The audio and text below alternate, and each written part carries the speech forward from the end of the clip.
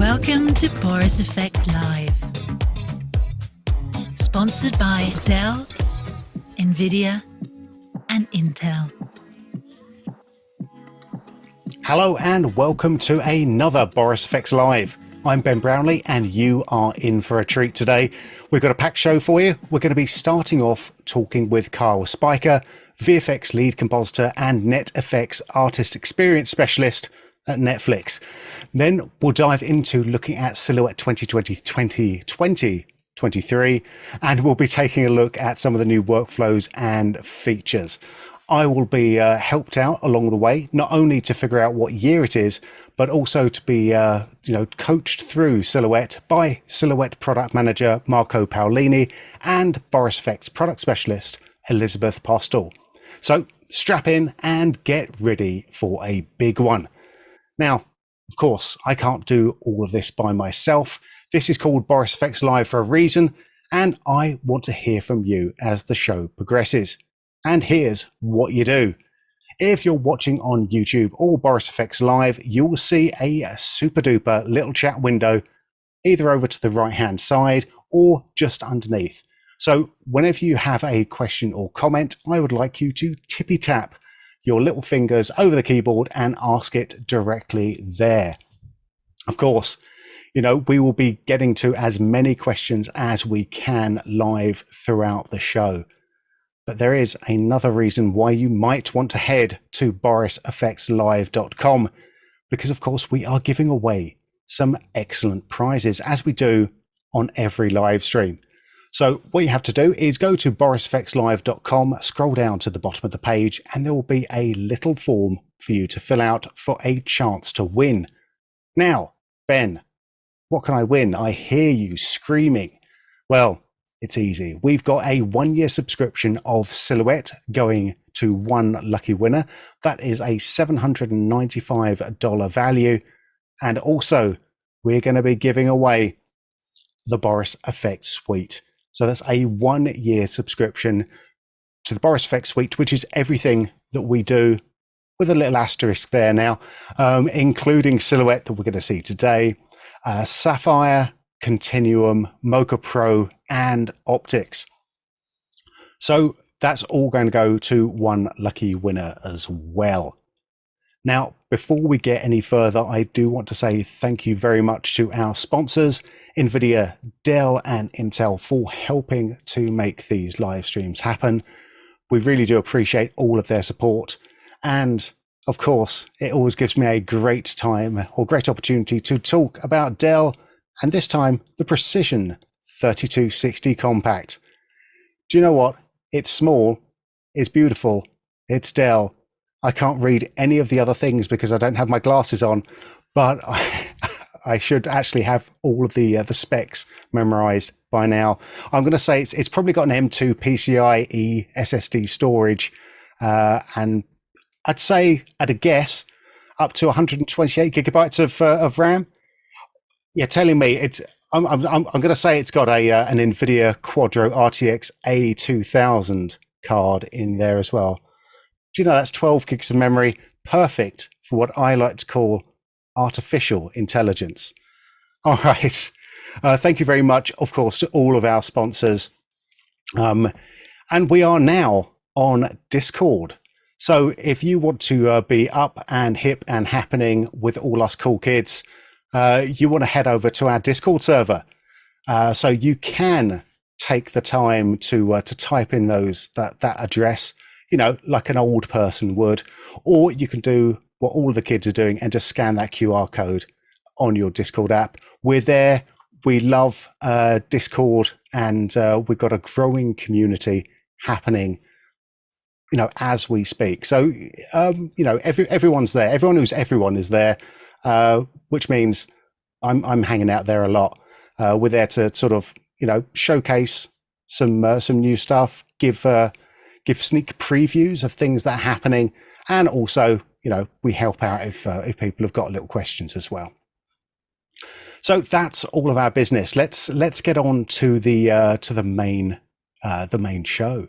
So it's a great pleasure to be able to talk to our next guest. We have Kyle Spiker here. So Kyle is a veteran VFX artist, and among the hats he wears are those of lead compositor and NetFX Artist Experience Specialist with NetFlix. Kyle, welcome to Boris Thank FX you. Live. Yeah, Thank you. thanks for joining us. Yeah, happy to be here. It's a pleasure. It's a pleasure to have you. I think, I'm going to start off with the toughest question I have in my quiver, which is, can you tell us a little bit about yourself and what your current role is? You have a very grand title, so let's dive into that a little bit. Yeah, sure. So I'm a digital artist first, more than anything else, and I've learned pretty much every 2D software package that existed, and I really got into film, television, I don't know, almost 16, 17 years ago. And since then, I worked from junior level compositor all the way up to lead, and then visual effects supervising, and even had was a partner in a visual effects company before working at Netflix. At Netflix, my title is a little strange, Artist Experience Specialist for NetFX. What does that mean? It's a lot about working with engineering and artists to help build better tools for them to use. So it's a nice bridge between. I also work on a lot of shows themselves, building different tool sets and trying to work more from a higher level. So not so much on the individual shots, but building something that can work across all of them. And ideally, not just tools that work on single shows, but across multiple shows. That also includes documenting and teaching a lot of those to artists. That's a good amount of that. I mean, you're speaking, you're speaking almost directly to me. Those are a lot of the things that I love as well. It's that, it's all very well having something that works for one particular shot, but there's a huge skill in being able to build out a tool set that is flexible enough to work, across a production and across many productions. Before we get actually too far into that, yeah, I mean, you said you started off as a junior compositor. Taking a little step even before that, I mean, how did you first get into the VFX industry? What drove you there? Yeah, that's I really don't know. No, I actually was always very interested in manipulating images. I started real early with Photoshop, running on, I think, a Pentium processor, so a while ago. And I really started liking that a lot, especially when I had digital cameras started making their way in, so I could actually take photos and edit them. But I think I really started getting into more effects stuff as friends started like skating and work, like extreme sports. They would shoot videos of themselves. I would edit them together and then make motion graphics to go along with it. That was actually built first in Final Cut, cutting out individual pieces and then animating them. So that took quite a while. Oh, wow. And then I got very fortunate after, I think, a cousin of mine who was working in an advertising company saw what I was doing and couldn't believe that I was spending the time to do that in Final Cut, gave me a copy of After Effects. So my first real love of visual effects started in After Effects. And I think a good portion of my brain is built because of that. It's like wired into me to think in layers. And I started working at a design firm as an intern and really did learn a lot there. I was able to go on set, shoot green screen. I started to learn how to key, the basics of compositing, some design, and really how a workflow happened from beginning to end. And I thought that was really invaluable, that getting to touch all of the individual pieces. And after a while, I started to feel like I wanted to move out of web videos and into actual film and television. So I took what I had from the skate videos to the images that I edited to the graphics that I created, and I strung together a reel and started shopping it around to different visual effects companies, trying to get myself something. And it's actually pretty funny. The only hit that I got was for a young visual effects company that was working on Knight Rider, the reboot, I think 2008. And I drove to Los Angeles from San Francisco, where I was living, had an interview, and then had to drive back the same day to go to work the next morning. And I didn't hear from them for a week, and then sent a follow-up email, which I always recommend you do. If you had a good interview, send a follow-up email. And they replied immediately, but I had to move in a week. So Oh my the gosh. next week, I packed everything in the car, drove to Los Angeles, and rented a single bedroom as close to I could to the place, or the visual effects company, and just started working. And they set me up as a real junior doing a lot of prep work. So I think my first tasks were building templates for like green screen compositing. So sorry, car comps, and they were stock shots basically of like the dashboard, and I'd key out 20, 30 of these. And I think they set me on that because they weren't sure what my skill level was, but I'd keyed much more difficult footage working with compressed DV footage and making it look kind of presentable. Now I'm given full DPX frames from a professional Sony camera, and everything just got easier. And I really enjoyed doing that, and they started moving me up to different tasks. And one skill that really made a difference was I knew After Effects and I could design. So I actually went home on my home computer and built a ton of graphics for them without actually having a task to do. So I built the HUD, pop-up windows. I think I rebuilt the little kit ball and brought it to them. They started moving me up to do more and more complex shots and more supervision work. And then I grew with that company for quite a while. Yeah, that was a start. So in many ways, you kind of you created your own project. You create because there's I think that's a real definite skill, and it sort of shows a lot about someone's personality when they're given a task that they can do, but also having the fire and the drive to actually push it further, and show people what you can actually do. Has that sort of fire pushed you through in other projects as well? Yeah, I definitely think so. I really like holding on to a shot until I'm happy with it, which isn't always actually the best. And I've gotten better at that over time, on making sure that I can deliver at any moment, but I can always build upon what I have. So I'm as you move up to different facilities, I definitely can't take work home, or I couldn't then. So it wasn't something I could just keep doing off hours. But nowadays, I mean, with work from home, maybe a little bit. But yeah, I think adding the extra touches, making sure that you like the shot as well, is really important, and that you're finding joy in making something unique about it. There's always something more you can add and really improve the result. And having a solid basis allows you to do that. But yeah, I think always make something cool.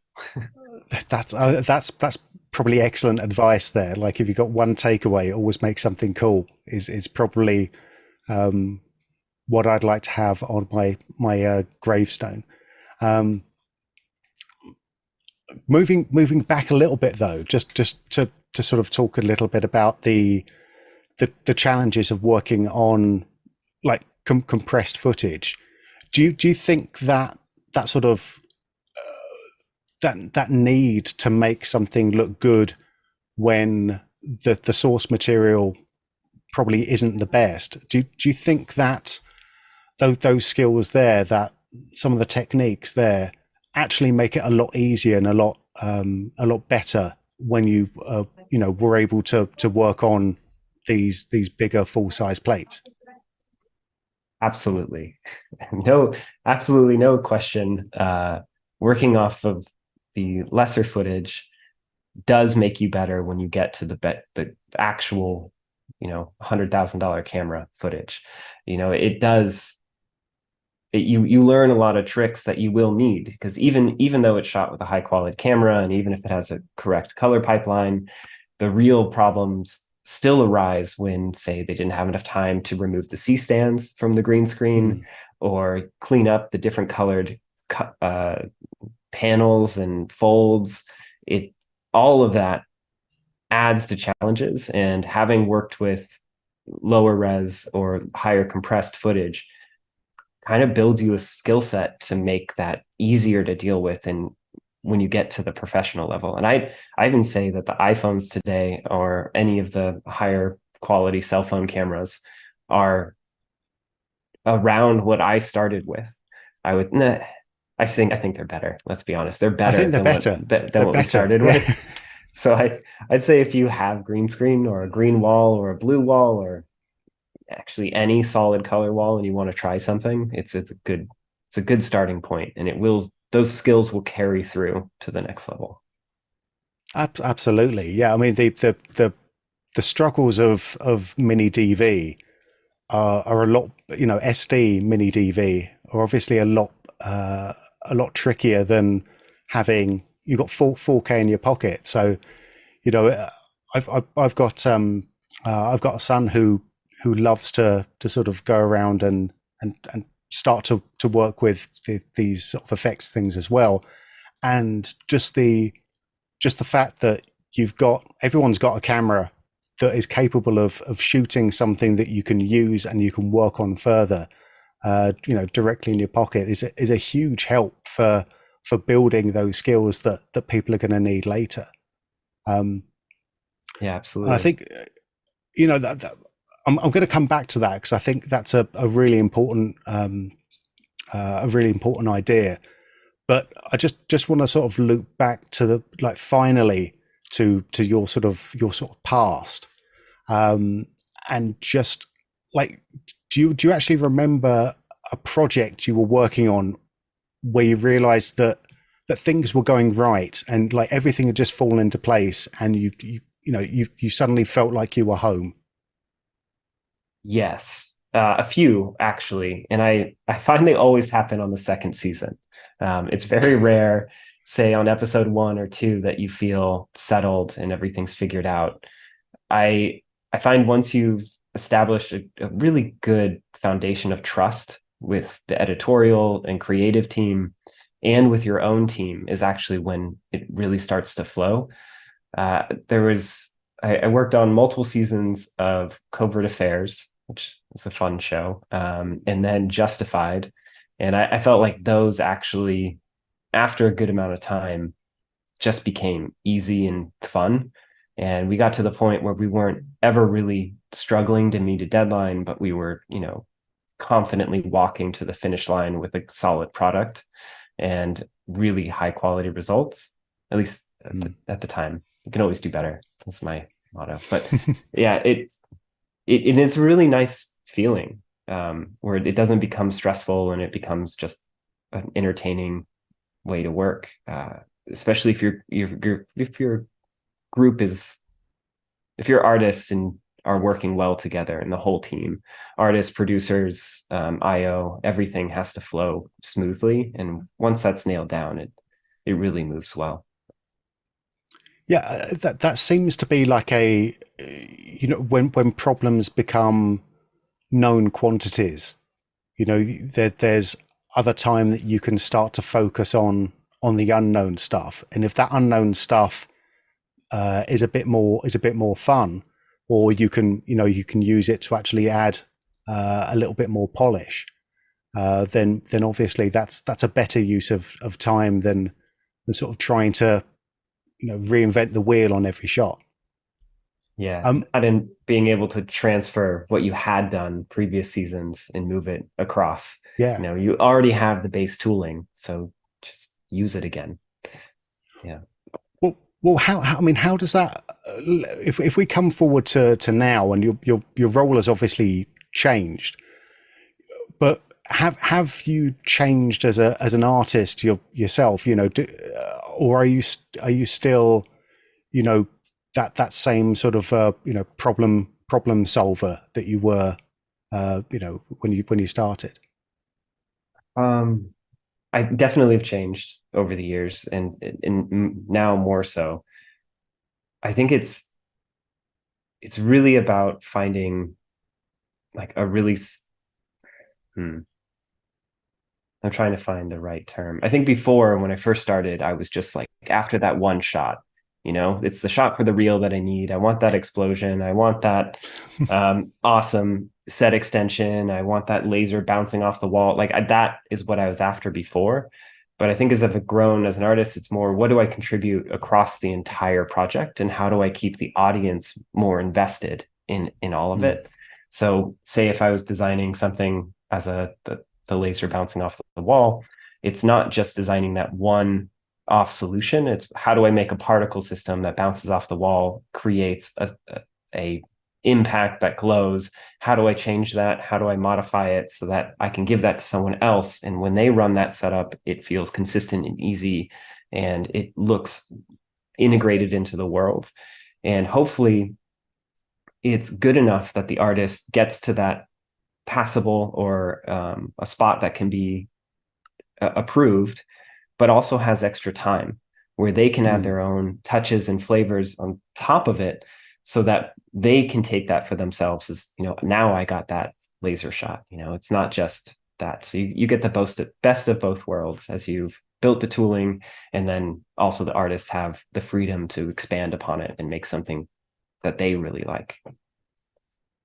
So, I mean, do you find that a lot of the things that you're doing now are with that in mind, that sort of more procedural sort of you know, solutions, if they can be done in a way that is not just a one-off, is that something you would gravitate towards?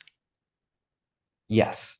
I like, and where I am now, and I wish I was touching more individual shots, but more working on a wider variety of tasks. It's more about building, keying is a great example.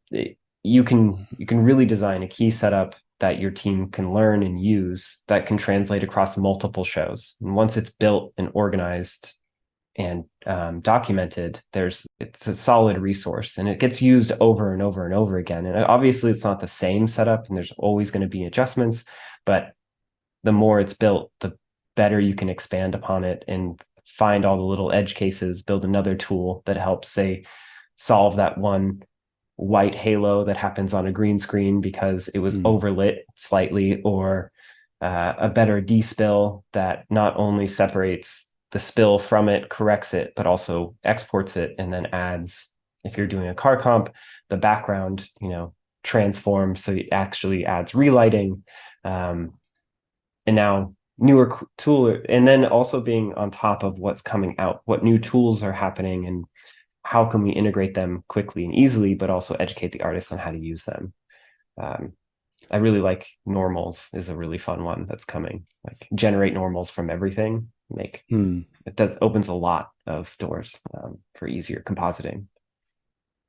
Well, I mean, we like thinking back with that then, like how much time do you spend like trying to keep up with the new tools or see what's happening, or not sort of how much time in you know, specifically, but you know, how important is that as opposed to fine tuning and you know, working with the current tool set?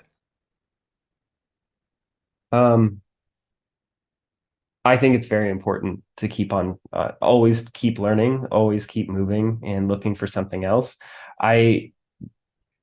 Visual effects, I rarely think there's a perfect solution. There's always a really good solution, and then there's always room to improve upon it. So I think keeping a pulse on what each software developer is doing, what new tools have they released or improvements have they made, and then your old setups generally have it's not like they're useless anymore. It's more of an addition to them or a slight modification, but the workflow would be the same. So I think it's really important to stay on top of innovation in visual effects. I mean, it never stops changing. It's every 3 months there's something new and cool. Or we're in a an even more accelerated timeline. It feels like every 3 weeks there's something new and cool. So that's we've got like quite a lot of sort of more new and aspiring artists in our audience. If you were coming in fresh today, like, would you have those same sort of entry points as you as you did when you were starting actually? Probably pretty similar. Yeah, if I was starting today, I would have gotten into nodal based software faster, I think. Right. I think that would have been my first thing.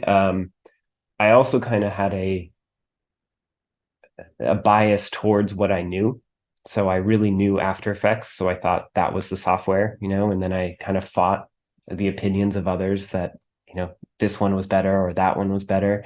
And what I really realized in time is once I've gotten the core concepts of any of them, you can actually move between them pretty easily. Sure, the hotkeys are going to be different, the looks are going to be different, but if you get a solid basis, and I think I sort of did through trial and error, but if that was my original intention, is to figure out what is the core of this and then build upon it, I think that would have helped me quite a bit.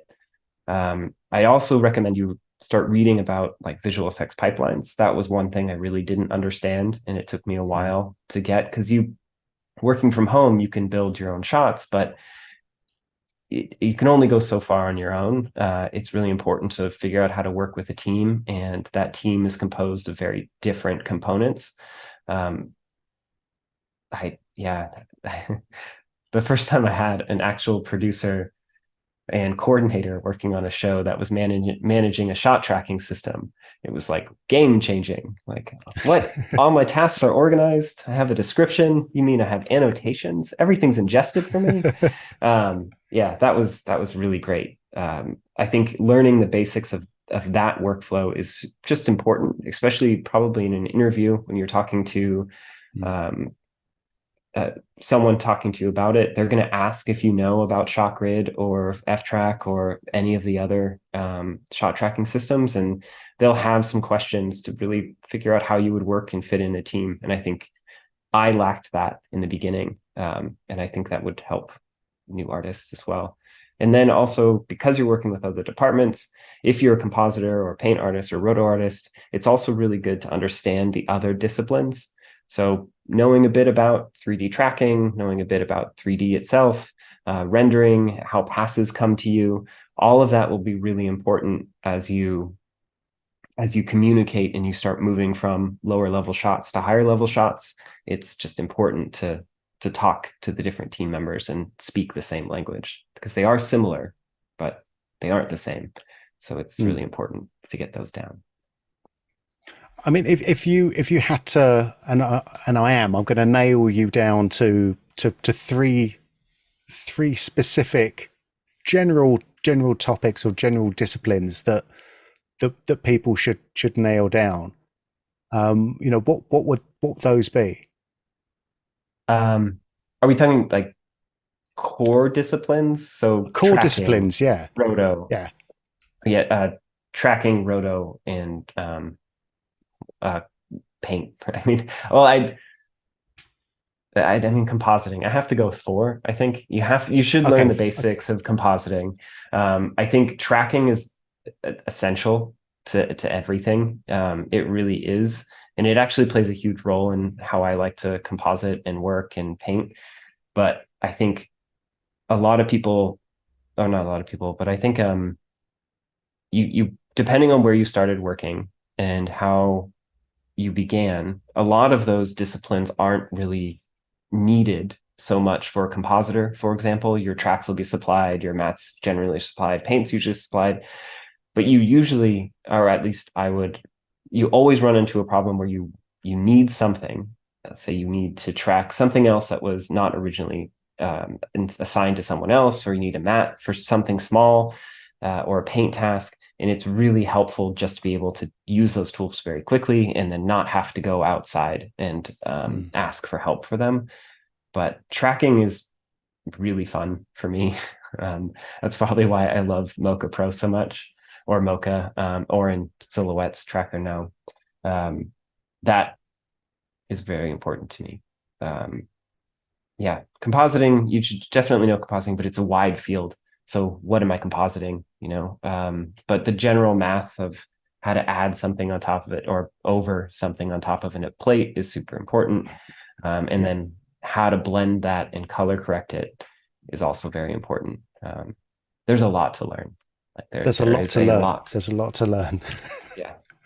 Yeah. That's it. And that's one of the things that, you know, I don't think you ever stop learning either. I think that's you know, that all of the you know, the my friends who are in the you know, in the business as well, that's one of the core things that they say is that, you know, they're always learning about new stuff all the time, even if it's like just a little tweak that they can share between each other.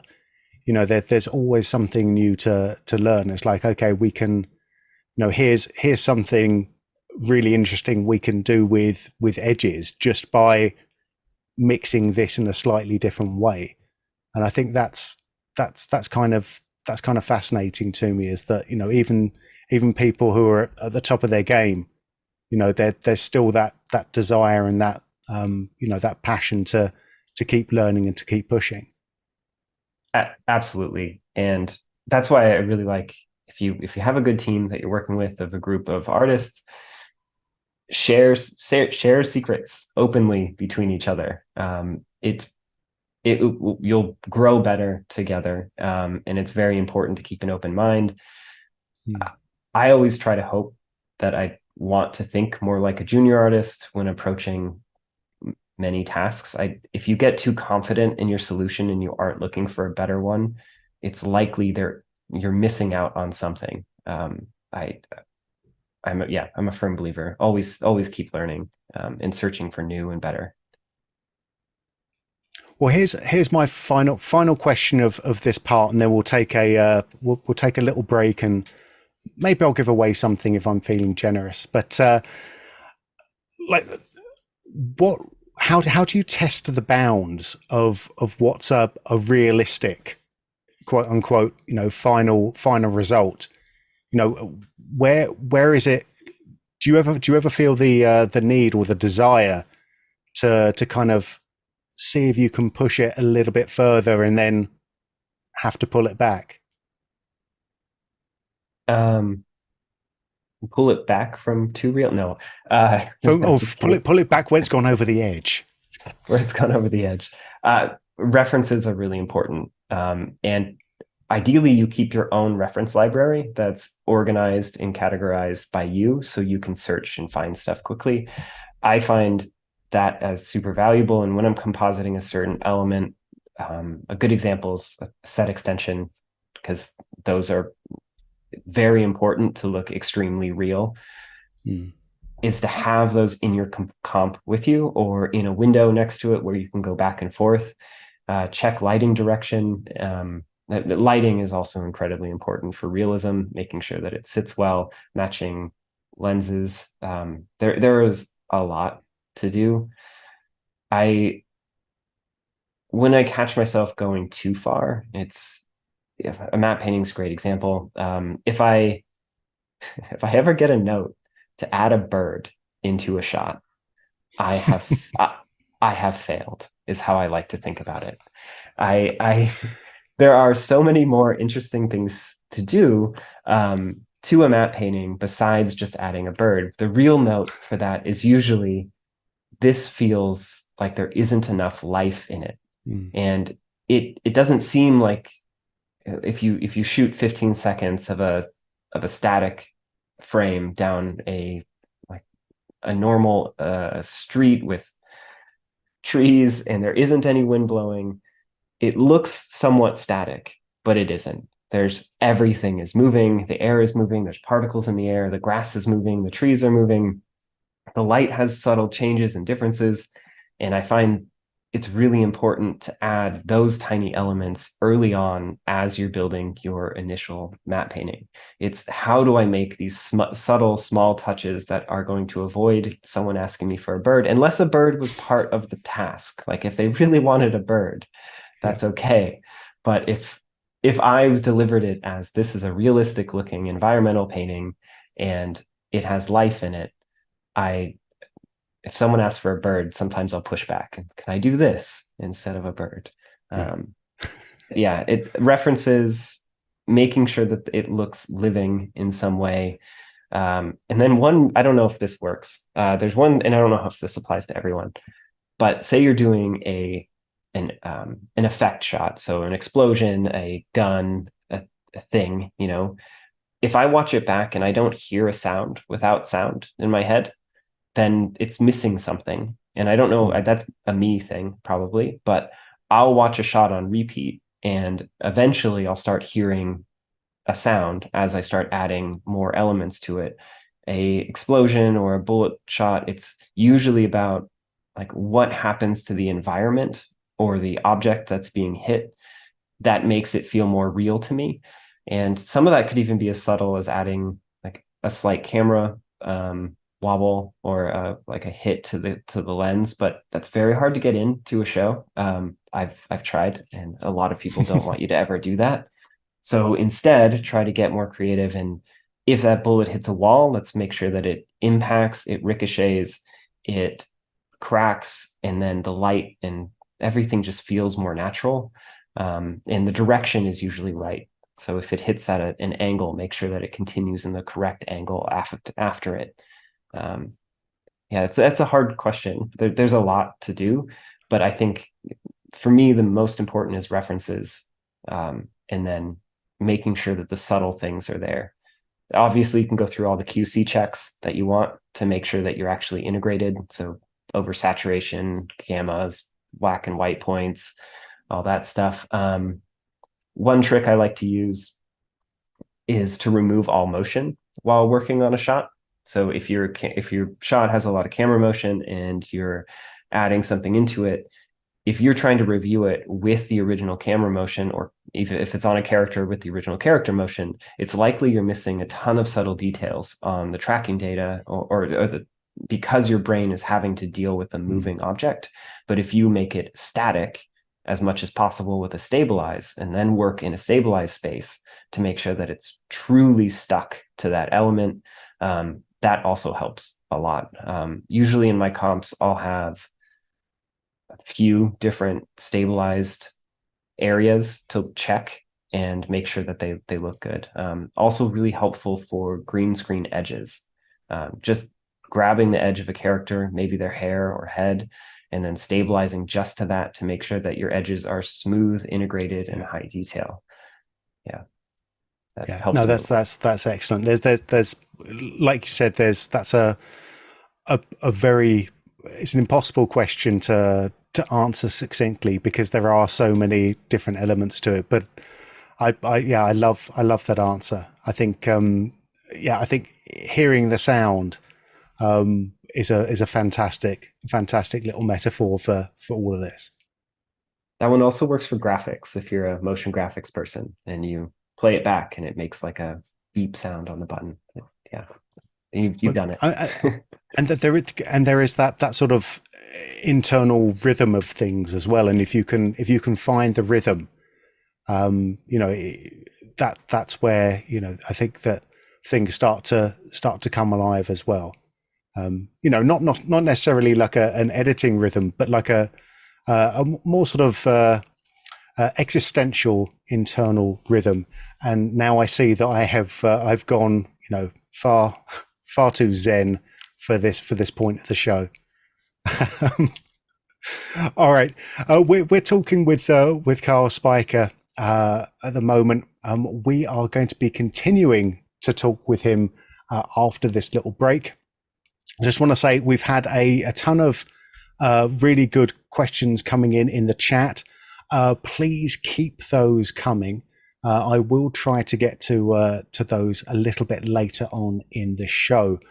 You can ask your questions, either if you're on YouTube or, of course, on our favorite, borisfxlive.com, because if you've gone to borisfxlive.com, something else might have happened to you, something life-changing.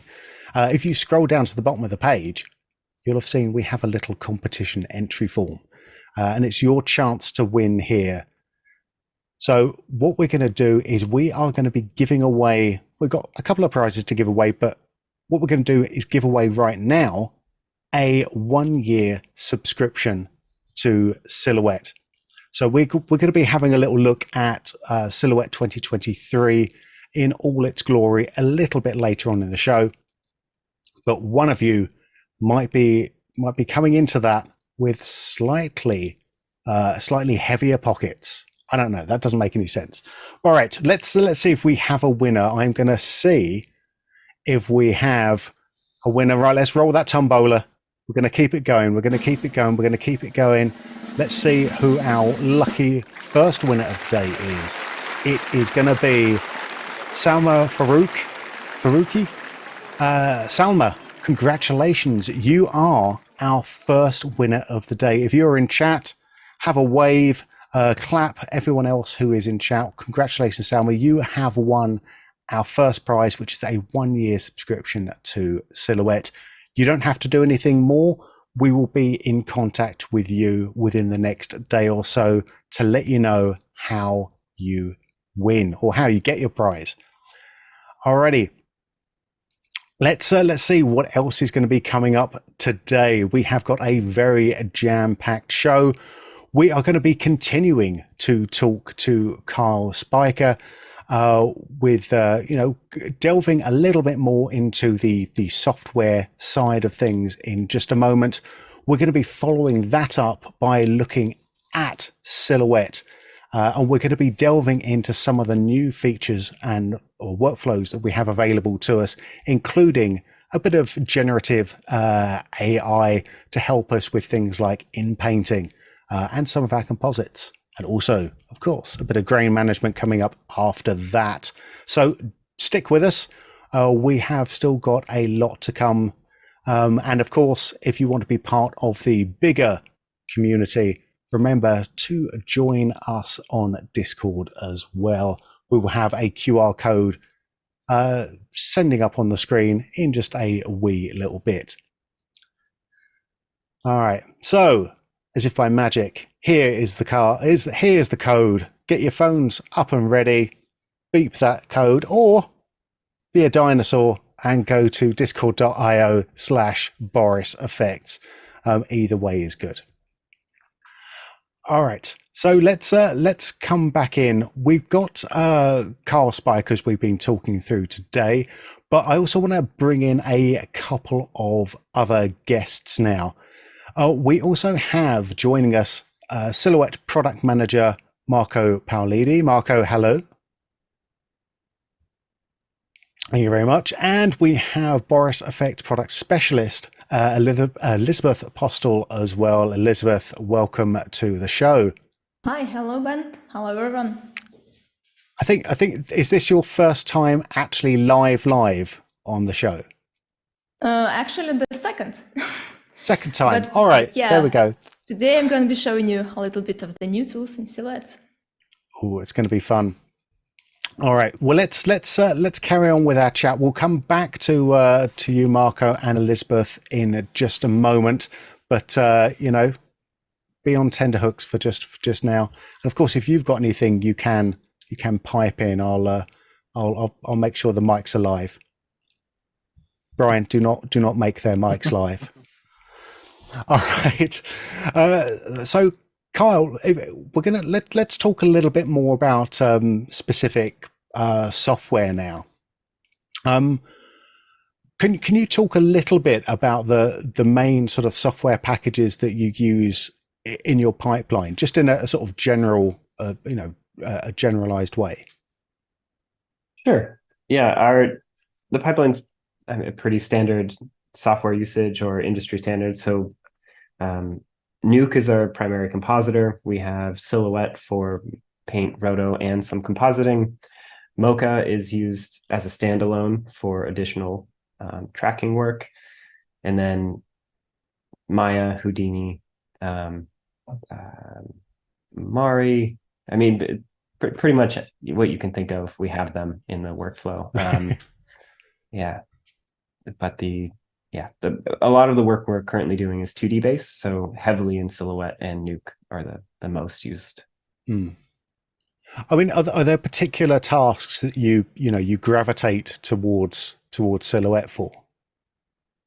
I mean, rotoscoping is my absolute favorite. It took a long time to get into Silhouette because I had Mocha, which is one of my favorite pieces of software of all time.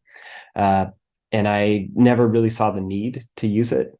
And I had a few years ago, or more than that, started getting into it. And it kind of has all of the features I want in that workflow.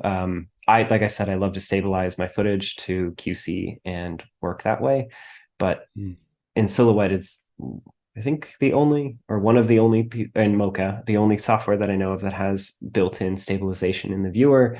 And the way Silhouette's viewer works is I just love that if I'm on the layer, it's stabilized as an option. That makes a huge difference to me. And I find the tooling around the task is just better. I'll usually have a mini fight with myself when I have a roto task. I'll be in Nuke or doing something, and I'll think, I'll just do this in Nuke. I will just spend this time. It's only 100 frames. It's only a shoulder. How long can this take me? And I'll get 15-20% in, and then I'll be in Silhouette. It'll take me far less time, and I'll continue working through it. And the reason the specific reasons, the ability, the viewer is very important to me. I like the way the splines work. For me, there's user interaction and how quick I can get to tooling is very important. So how Silhouette's hotkeys are mapped, so your single hand, or whatever your dominant hand, can stay on the mouse or tablet, while the other hand can hit every necessary key on the keyboard. And I really like the ability to select separately the splines as a whole and the individual points, and the ability to switch between different selectors of each. For that task, that makes a huge difference for me. And then as Silhouette has added more and more tooling, I find myself using it more for other tasks, because if I'm already in here for one, why would I leave for another? Same mini fight that I had before. And then now, as we're getting into better, like the new grain management tools and degrain, there's less and less need or there's more and more opportunity to finish a shot inside of Silhouette instead of it just being a single task app. And then paint is also really fun in Silhouette. Yeah, the grain management stuff. I'm genuinely really excited about that because that answers a question that a lot of people have sort of had, about Silhouette in the past, and it's now all of the grain management tools are they're integrated into the software, and we'll sort of dive deeper into that with Elizabeth a bit later, but it is very exciting. And I can't sort of speak to other software outside of Boris FX stuff, in a public forum. But when we're talking about Mocha Pro and Silhouette, in terms of rotoscoping, the way that I like to think about it is that if you're going to be spending a couple of hours on a shot, like doing roto, I can easily handle that in Mocha. But if I'm going to be spending a day, half a day or days, doing roto work, then there's literally no other software that is going to get me there faster than Silhouette. Like you said, it's got its tools have been honed, for that particular task, and there's no faster way of getting like high quality roto than with Silhouette, and it's lovely to now work for the company that that makes the software. It's a pleasure for me anyway. But let's sort of talk a little bit about accessibility of software. When you started, you said that you were starting in Final Cut, which at the time was a hugely it was a huge step forward, because all of a sudden there was this high quality editing bit of software that was available on a regular Mac. How have you seen that sort of process work? Probably in the last 10 years. What sort of has that extra or improved software accessibility changed in the skills of the people that you're working with, or the people that are coming into the industry? Yeah, I feel like people are a bit more knowledgeable starting out. I mean, having the ability of a trial instead of having to commit to buying the whole license. Also, not having to go to the store and find a copy physically of an application makes a big difference. And it's so easy to try with all the trials of different ones. And documentation and videos have all gotten better. It's just easier to learn all of them. I do see that difference in younger artists being more familiar with what's going on. I don't know if I don't think it's ever been easier to get into it, or is best documented. I mean, when it comes to learning the software, do you see people sort of maybe sometimes making the same mistakes, or using the same techniques, maybe not making the same mistakes, but using the same techniques because everyone watched the same YouTube video? Yes. No, I don't know. I actually don't. I don't know if I can pin that down.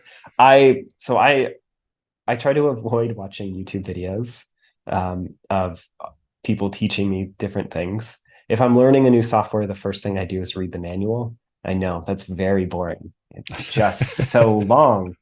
But it really does make a difference. Software developers have spent a good amount of effort giving you a document that is organized and is also teaching you the steps of the software in order. So getting you the basis of the UI and going through individual components. And then I feel once you've gotten, you don't have to finish the whole manual, but once you've gotten through the introduction and the discussion, the walkthrough of the basics, then move to tutorials, is my suggestion, mostly because in tutorials, you're doing a very specific task. You are going for a very defined outcome, but you aren't learning a wide area of the software. So when you're given something that goes outside of that, it's difficult for you. You have to go search for that knowledge anyway. And I also feel on the other side of that, once you already have the base knowledge, that tutorial becomes significantly easier because you already know the buttons to click, you know what you're looking for, and how the general sense of how the software works, because they are all very similar. Not all, but they do have similar concepts that travel through each. But it could be very frustrating if you're trying to load footage from one and you don't know that it happens here, or one's a drag and drop, or how do I set my frame rate correctly or my color space correctly? Everything is slightly different. And I think it makes a difference just having read the basics of it. I also think it's faster. You can get through quite a bit just reading. Well, I think it's what going back to what you were saying earlier with it, it's really important to learn concepts first as opposed to button pushing, because button pushing and the order of which buttons you push where will only get you so far, and it will only get you so far if the software you're working on has those particular buttons. But learning the concept behind it is to me it's infinitely more valuable. Speaking as someone who made has made a bit of a career of reading the manual for other people. That's sort of been part of my job, I suppose. I've always sort of been teaching the concept first, as opposed to which particular buttons you press, because that comes later, and that's not as transferable. So I think there is what you're saying there is, it's absolutely true. There's also a flip side to that, which videocopilot.net is what I really learned a lot of crazy out of the box approaches to problem solving. And I think that's also valuable. So those YouTube videos of the person teaching you one, I don't know, crazy under the skin fire approach, or you're changing an eye to have those huge like lizard iris, that is also just teaching you how to think differently about a problem. So I think both are very important. So there's no downside. Just learn all you can. But I think unfortunately we live in a world where there's not as many Andrew Kramers in the world as there are people stumbling across pushing random buttons. I think that's unfortunately where we are in the world. But no, you're right. I think like you're of the there's so many people who they say a lot. They can't say enough about Video Copilot as being a catalyst for a particular technique that they use time and time again. But unfortunately, there's not many of those. There's not many of those that do make you stop and think. And I think that's what was very special about it.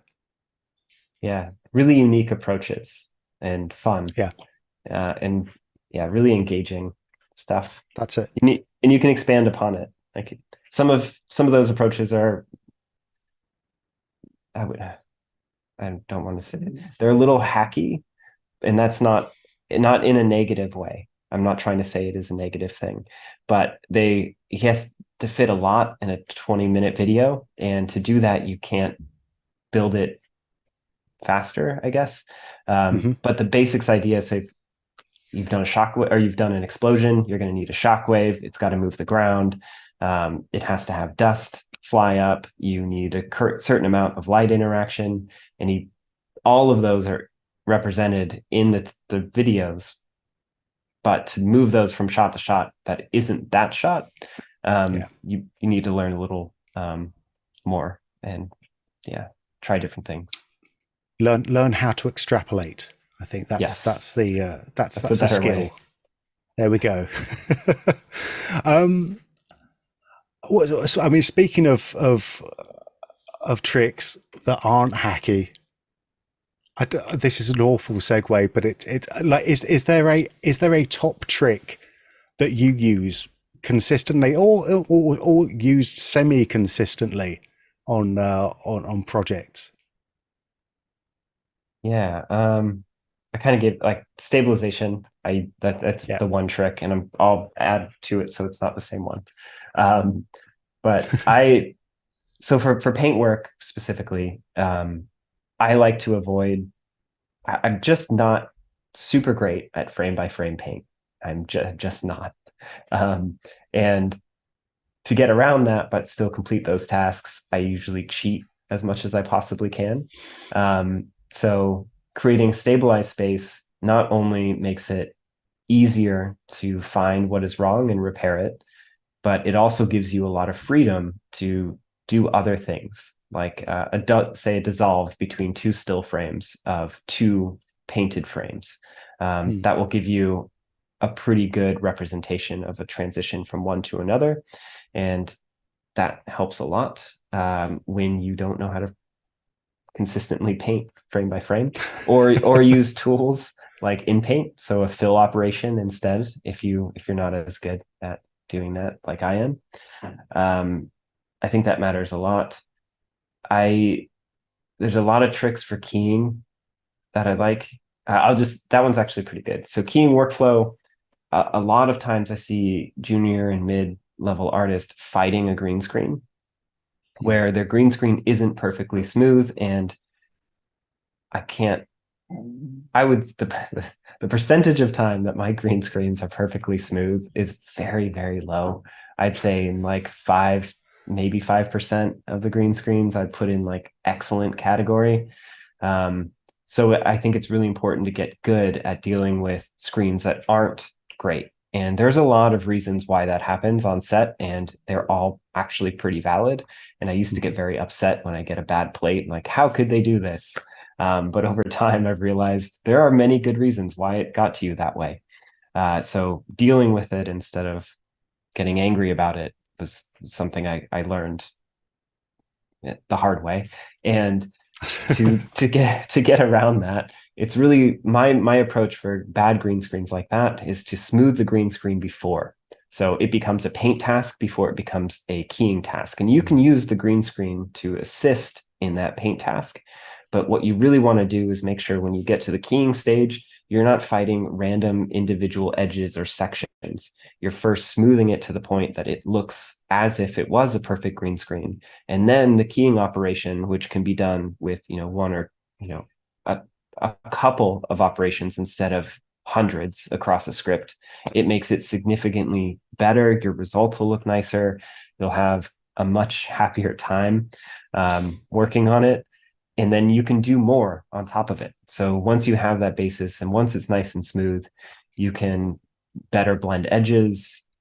And mostly blending edges is the main thing you do. But I find a lot of people fight green screen and use a lot of their time just getting that alpha channel correct.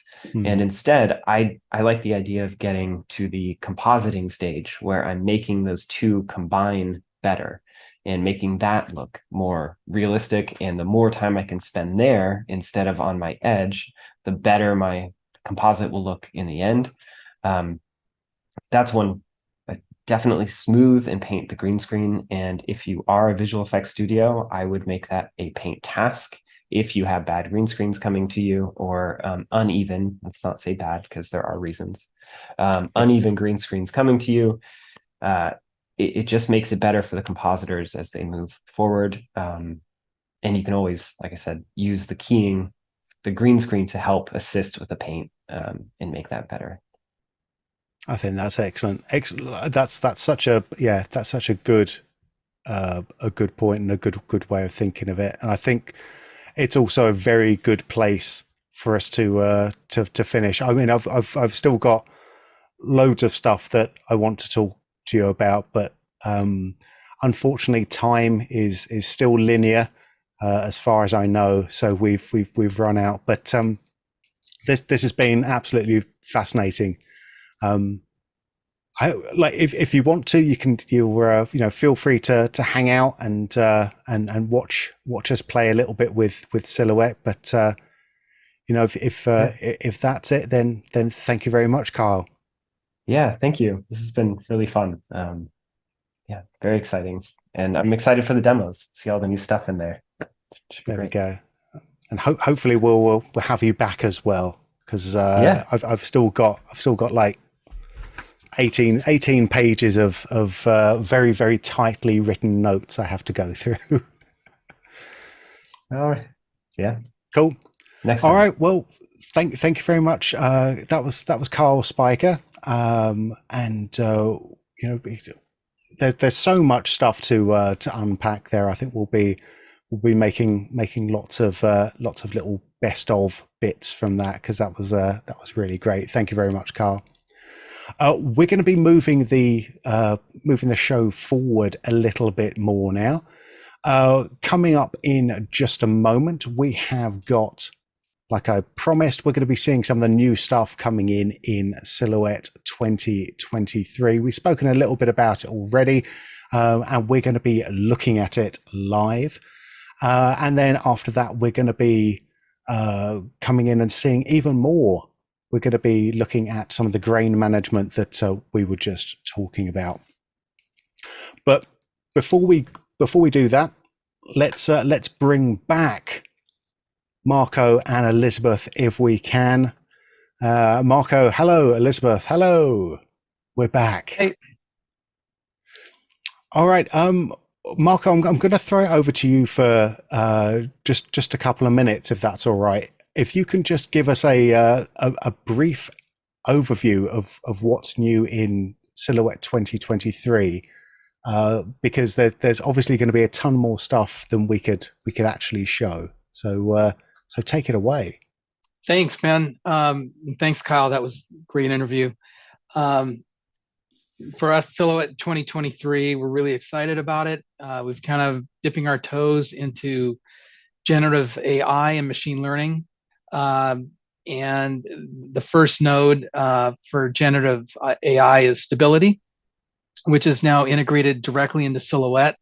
And then we have, for machine learning, our new Denoiser node, which was trained on thousands of frames from the most contemporary digital cameras, and kind of building on that kind of that denoising story, that more grain management tools in the form of Regrain, which is based on DOS Grain by Fabian Holtz.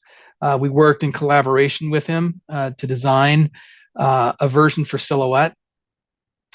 And in addition to that, we also have the Sapphire Ultra Grain node, which debuted in Sapphire 2023. So Silhouette also includes Sapphire 2023.5, the newest version of Mocha Pro 2023, the 2023 version of Particle Illusion, and a few of the Continuum BCC Plus filters as native filters within Silhouette.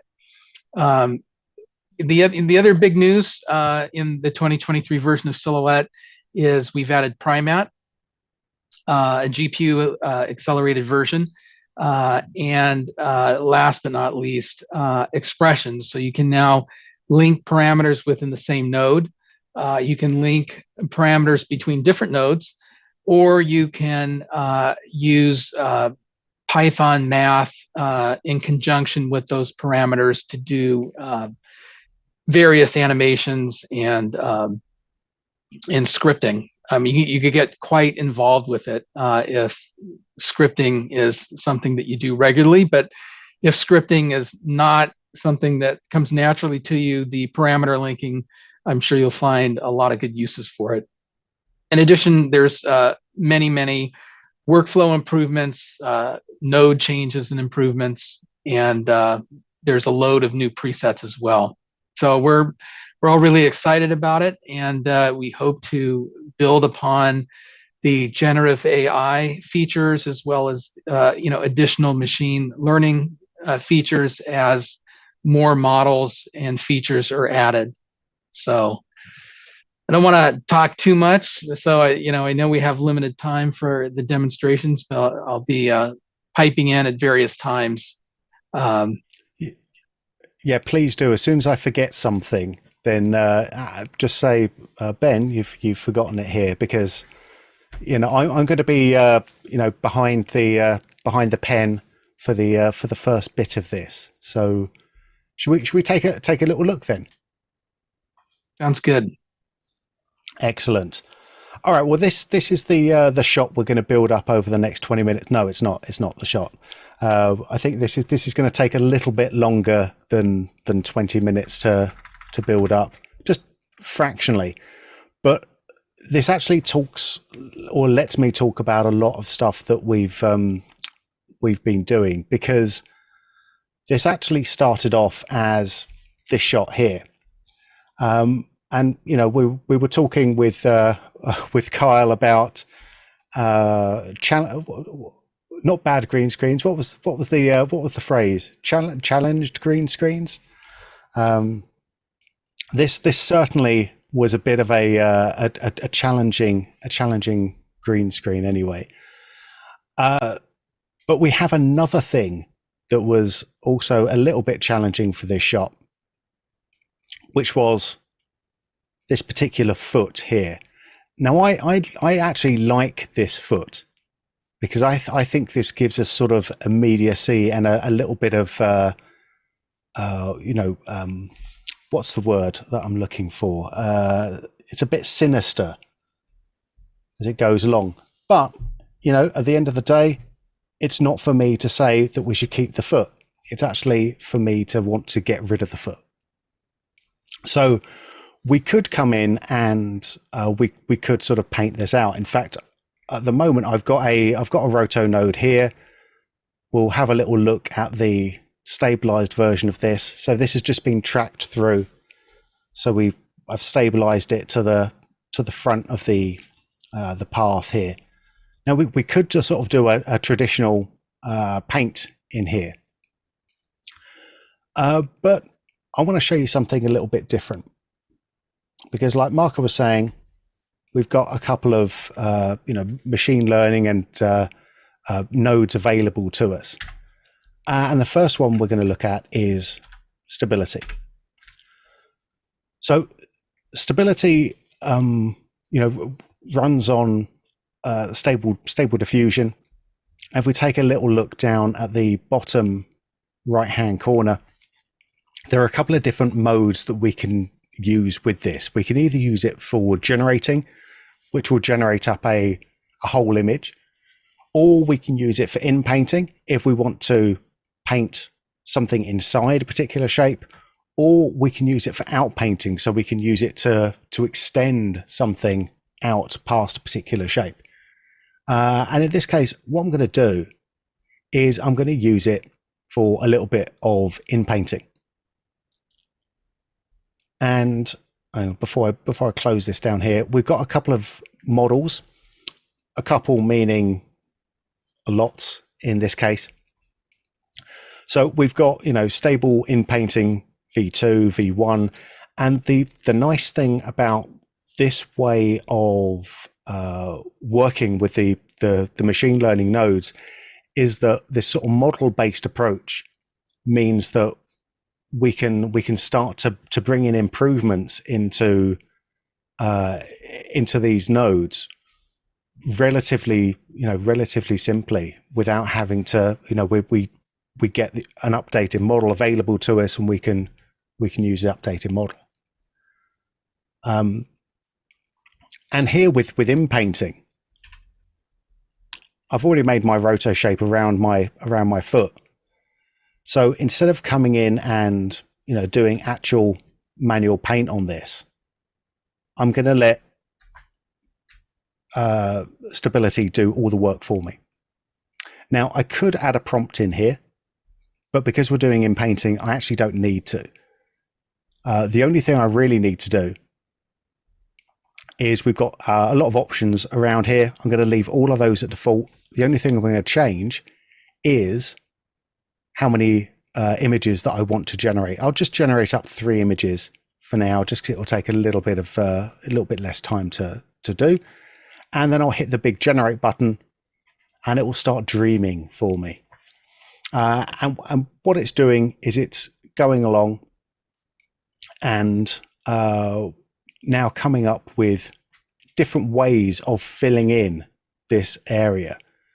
And depending on what your settings are, depending on how many steps you're using, how many images you're making, this could take a few seconds, or a little bit more than a few seconds, but it doesn't take very long just to come back and then give us a few examples. So let's come in, and I might just be having to turn off or wake my hard drive up here, or I could just do that. Let's come back in.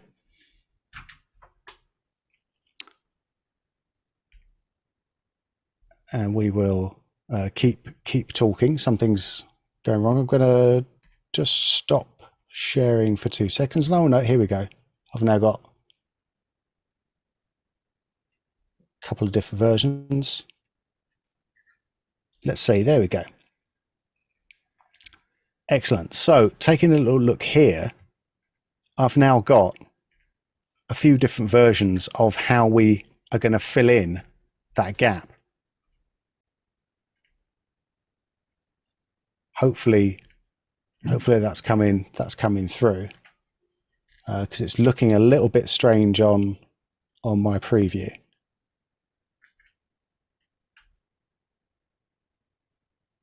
There we go. I just need a little message from Mission Control telling me that everything's good in my ear, and then I'll carry on.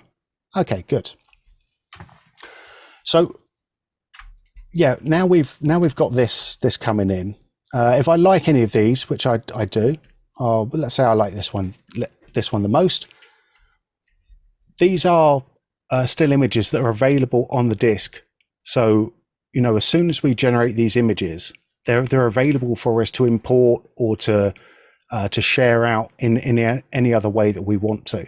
You know, they're not just captured inside this node now, but we can do different things with this if we want to. So we're sort of currently limited with the resolution that we've got, which if we're doing sort of like a smaller inpainting stuff, isn't actually that huge an issue. But we could find out that, you know, maybe we're losing a little bit of detail in here. So what I could do is come in and add a bit more detail in there. But obviously we don't want to add it across the entire image, which is why having this as a nodal based solution is so valuable, because I can just recycle that roto node and then just bring that into the detail. So we can then find our balance of where that actually looks like it's sitting in a bit nicer. There we go. And now I can come in and I can start to work with this and use it in a final comp. So let's come in. It's only a still image, of course. So we want to transform this up. I've got my tracker that I've already got in the roto node, so I can just pipe that in as well. And then I can just do a match move, and that will bring that in and sort of move that over how I want it to be. Now, let's actually just comp that up so that it doesn't look just weird. So I'll just bring that in. Let's bring in the background, and I'll just bring in the roto from the mask from the roto as well. Let's just move this out of the way so we could got some chance of seeing what's happening. I'll tidy that up later. And then basically we've now masked out our foot, and I can come in, I can, you know, sort of maybe blur this out a wee bit more. That's it. And I maybe added a bit more sharpening here. But one of the nice things I want to just show you, the last little thing for this particular bit, is something that we talked very briefly about, or Marco mentioned very briefly, which is the expressions. So being able to use expressions between different areas or between different parameters. And there's some sort of, you know, obvious ways of using this, but there's some sort of more non-obvious ways as well, which are the ones that I like the most. So for example, with motion blur, when I enable motion blur, we have two controls. We have shutter angle and shutter phase. Now, if the usually if the motion blur is sort of centered within the image, this shutter phase is minus half of what the shutter angle is. So if my shutter angle is 180, my shutter phase is going to be minus 90. Now, this is all well and good, but sometimes, like, I might not know what that shutter angle is. Like, you know, have we actually shot with a 180 shutter angle? Generally, but not always. So being able to link these two together is actually, pretty powerful. And to link them, all I'm going to do is I'm going to drag shutter angle down into shutter phase, and it's going to write all of the things that I need directly down here. So I can make any changes, I can make any offsets, I can make any sort of scaling changes that I want just with very, very simple maths. So if I know this is always going to be -1/2 of what I want, I can just go multiplied by minus 0.5, boom. And now that's set to -90. If I set my shutter angle to 90, my shutter phase is now -45. So it's always going to sort of link with me around about there. We can obviously take this a lot further. We've even got an action which ties into this motion blur controller. I think I've got a whole video that talks in a bit more detail about this. So this goes through and actually connects our roto. Where's my roto there? So it connects all of my roto objects, which are there, and it means that I can come in and enable motion blur across multiple roto objects and roto nodes automatically, just with one controller. And if you are a little bit more kind of script savvy, let's have a little look here. We can start to change that script up a little bit and do even more things with it. So if I just execute this one, I've got a little bend control which controls things like my roto, my shutter phase, but it also has a position here that I can link stuff to. It also has a color that I can link to. So it's all a fun load of stuff that you can do with expressions and work those into actions. So that's kind of nice. I like that. Very, very briefly though, I want to show you one more thing. Let's just come into our other project, because we don't have to use the use stability to kind of be working on a small in-painting section. We can do it to kind of make up bigger backgrounds as well. I'm gonna key this out very briefly in a second, and let's go to stability. And I'd like suggestions from the audience. The audience being anyone who can hear me on the call, about what we're going to generate up here. So if anyone wants something, okay. I heard that we've got someone. Mission control said pancakes. Right. Okay. So mission control wants me to generate up pancakes. I'm only going to generate up one image of pancakes because that's silly. I know I asked for something, but that's just silliness. So it's all right. We'll dream this, and then we'll figure out what else we're doing, because I think we want a setting. So maybe like a beach apartment or something, like a California something or other. Do you know what? We're gonna do a warehouse. My favorite place to shoot is obviously a warehouse. Now, if we're using this for doing backgrounds, there's something you should know about stability and the different models here, and this is something that I want to kind of build up into a bigger bit of training at some point, because this is obviously far too big a topic for 2 seconds. But when it comes to different models need different prompts to go. To really sort of get the most out of it, you don't want to just sort of do 1 or 2 words. You want to be a bit more specific with things. You know, specificity is the soul of narrative. That's what I always say. And if anyone says that I've never said that before, they're lying, because obviously I have. So if you want to, you know, add a little bit more something into this, we can go warehouse. We can talk a little bit about the time of day. So we can do something like, well, let's do late afternoon, latte afternoon, late afternoon. We can have something like volumetric lighting, something, you know, dramatic lighting. We just sort of talk a little bit more about what it is.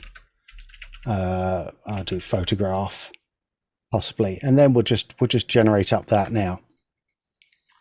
And just by changing up the prompt a little bit, we can start to get something that's a lot closer into where it is that we actually want to go.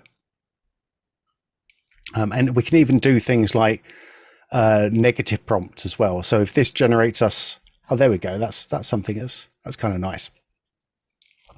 So if this generates us something that we don't really want, so we don't want, you know, lots of repetition, you know, what we can do is we can sort of add in other little prompts in here. Say something like repetition -1 or something like that. There we go. So what this will do is it will mean it's less likely to have lots of repetition in a particular image. We can, you know, do generic things like ugly or curvy lines or something like that. So it's kind of interesting how far you can go with negative prompts as well. But regardless of what we get with this one, I've got tons of repetition there. Regardless of what we get with this one, I might go with that one there. No, that one there. There we go. Let's feed this into our background here, because yeah, we do have Primat. I'm not going to go through a big Primat area here. Someone said rolling fog. Oh, I love that idea. I'll do that. I'll come back in the break. Yeah, with Primat, I'm just going to hit auto analyze, and it's just really nice to have Primat directly within Silhouette now. We've even got a little preview of you know, the different areas of what Primat's doing. Primat's a very clever keyer, and this is a perfect occasion where I'm going to repeat what Carl said and read the manual on that, because just like there's tons of interesting stuff going on the in the manual there for Primat. But there's one more little thing I want to show you here. Let's turn off light wrap. There we go. Actually, we'll look at spill suppression. So at the moment we've got some spill suppression on. Let's turn that off. Ugh, very ugly green. We've got a lovely secondary spill suppression here, which we can also work with our regular spill suppression and sort of bring in some of the background. But you might find we've still got a wee horrible hard edge going around here, and like, you know, like we were saying earlier, those edges are the most important things to do with the composite. So we could try and shrink these back, but I've got another thing I want to do with this. And this is a node that actually came in Sapphire 2022.5, and it sort of migrated away from there we go. Yeah, sort of migrated its way through from the power mat.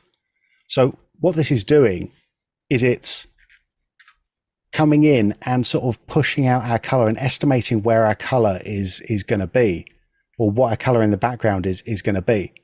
So when we start compositing this properly, because we've still got the we've still got the alpha channel there.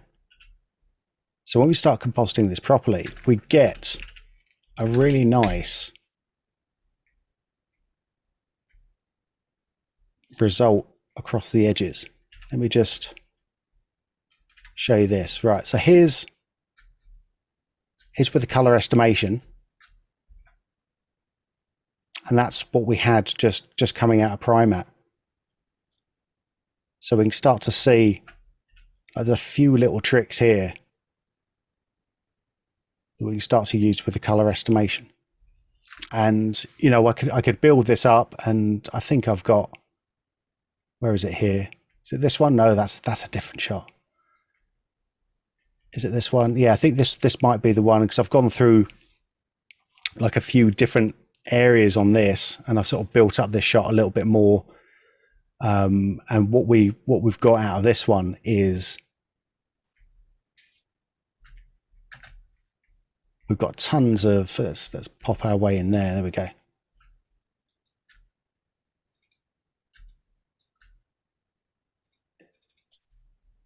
So yeah, we've got like a whole little thing that's just dealing with hair details. We've got a whole little area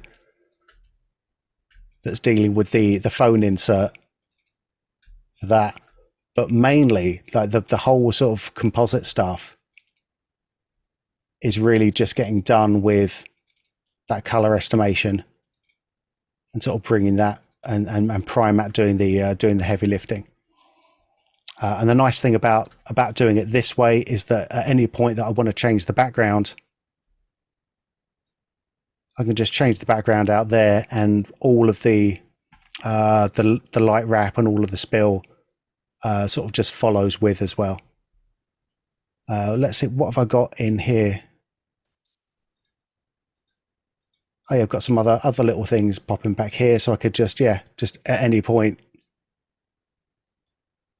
just replace the background with something else from Stability,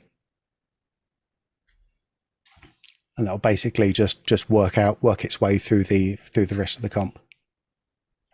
So there's a ton of stuff. There's a ton of stuff that we can start to do with the sort of generative AI in Silhouette, and this is really just kind of scratching the surface a little bit. But you know, my time is definitely up on this.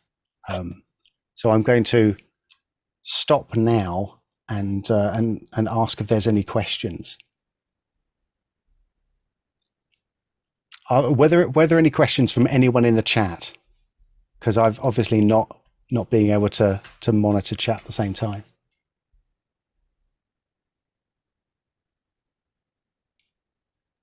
Yeah. Yeah, I mean that it's you know, it's quite a, it's like basically like there's I see there's not been that many questions go on, but like many people are saying that, you know, there is a lot of promise happening with Stability, and it's good, and that it's good to see it in Silhouette. But you know, there are, you know, there's obviously going to be a sort of learning curve with it as well, and just sort of figuring out what it can do, and what's the best way of talking to it. But like I said earlier, like in my opinion, like the most powerful thing about this is this model-based approach.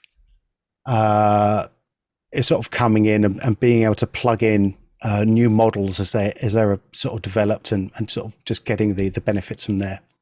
One question just come in, which is, do you see any AI-based solutions to speed up roto in the future? Just got here not long ago. Apologies if it's been covered already. CS, we haven't covered this in this stream.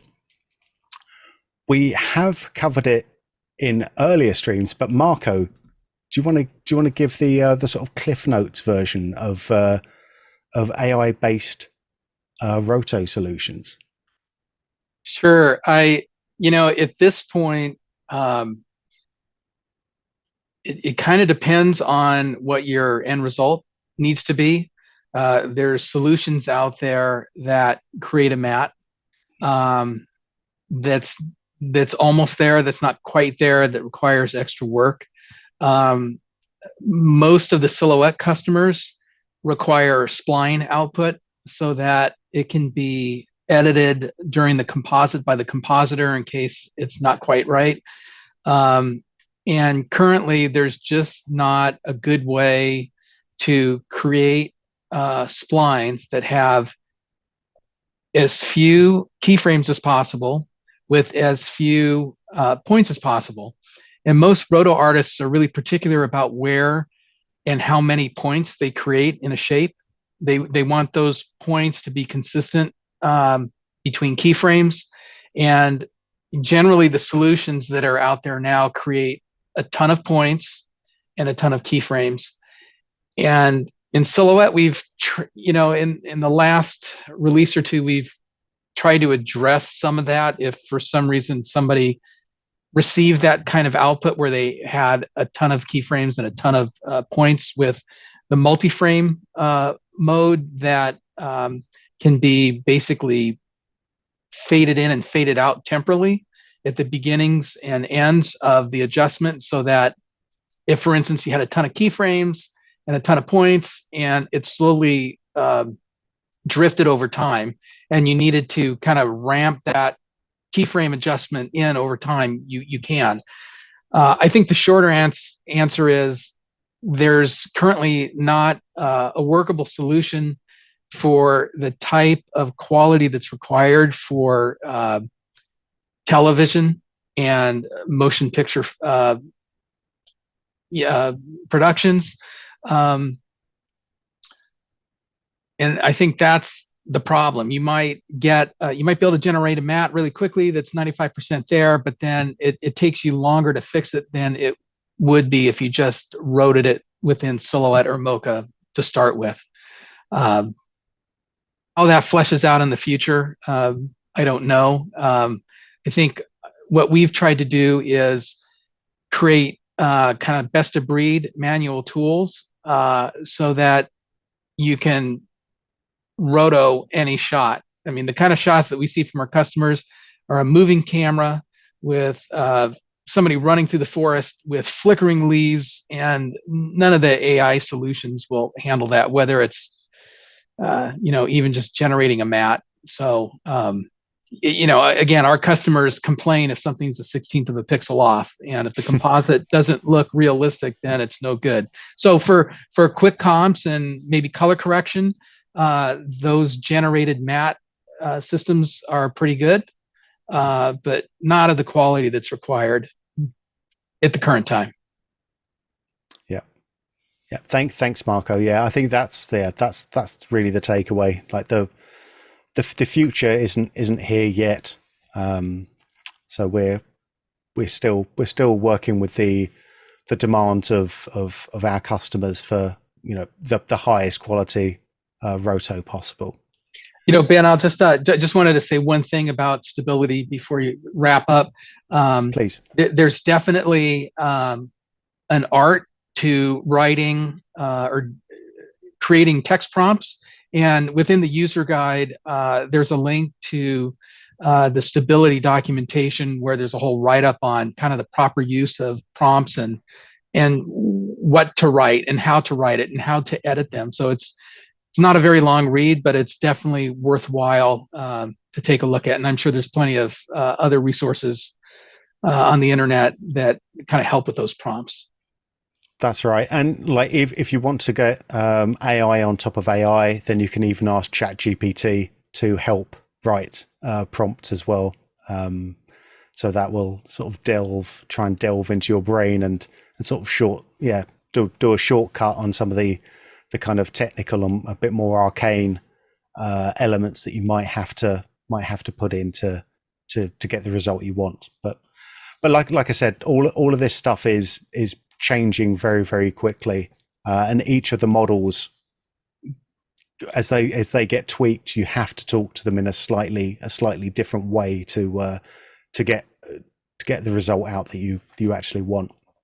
But that I think that's probably a broader topic for another time. We're going to keep the ball rolling here. Like, keep your questions coming. If you're watching on YouTube or Boris FX Live, then get your questions coming in using the regular live chat window, not the AI chat window. Please get us as many questions as you want, even if it's just like a little comment as well, saying how people like how the magenta and the cyan clash beautifully in my background. Anything you want. But of course, if you're on borisfxlive.com, then take that time to also enter into our competition as well. We still have a copy of the Boris FX suite to give away. That's everything that we make with a little asterisk in the side, including Silhouette, Mocha Pro, Sapphire, Continuum, and Optics, but not our, as of yet, our brand new AI audio tools, the Crumple Pop audio tools, but maybe soon. And of course, if you want to get in with the community, we are also on Discord as well. So we have a nice growing little community there. We're all in there having a little chat. It's a good way of showcasing stuff or keeping up to date with news. Or if you've got a little problem and you want to have it solved or want the right direction of getting it solved, then join us there. So scan the little QR code, or of course, you just want to go and tippy tap that title in. If you are enjoying what you're seeing, then of course, we've got a little thumbs up button down at the bottom of the viewer. And if that's still looking hollow and empty, then, please make that a nice solid color. Just click on that thumbs up button if you're enjoying what you're seeing, and you'll be rewarded with confetti. Digital confetti, absolutely.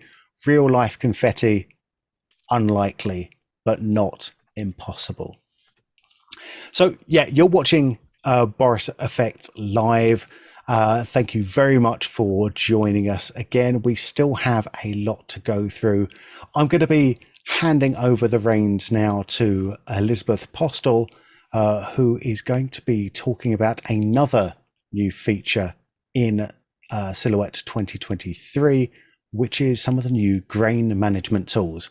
So Elizabeth, if you're ready, then the floor is yours. Thanks, Ben. Hello again. Please let me know if you can hear me well and if you can see my screen. You're sounding great. All right, everything looks good. Perfect. So Ben already showed you how to use the new stability node inside Silhouette and how to build the basic setup. And now it's my turn to show you what to do afterwards. So I have prepared a couple of clips and we'll start with this one. So we have a lovely couple that is standing on top of a mountain, and I wanted to make this shot look a bit more spectacular. So with the help of stability node, I generated such a mountain. And I also added a bit of post work, so like a small amount of sharpening, a little bit of color correction, but in general, like picture look already pretty good. Of course, I added much move. And finally merged that with my main source footage. So now it's trying to play back. All right, so if we look at this image from a distance, it looks like generally okay, but if I will try to crank up the gamma and the gain of your viewer and zoom in a little bit here, you can see that something is wrong. And you might, if you're not super experienced compositor, you might not even know what is wrong, but you will definitely feel that. And what I'm talking about is that our original footage definitely have some noise and our image has not. And that would also happen if you don't use stability, any image that you'll try to comp in won't have the same grain as our source. And the general pipeline for doing grain management work properly is that any paint and comp work you do should be done on the grain footage. And here I'm going to show you a new node that was added in Silhouette 2023 that is called Denoiser ML. And I would add it right here.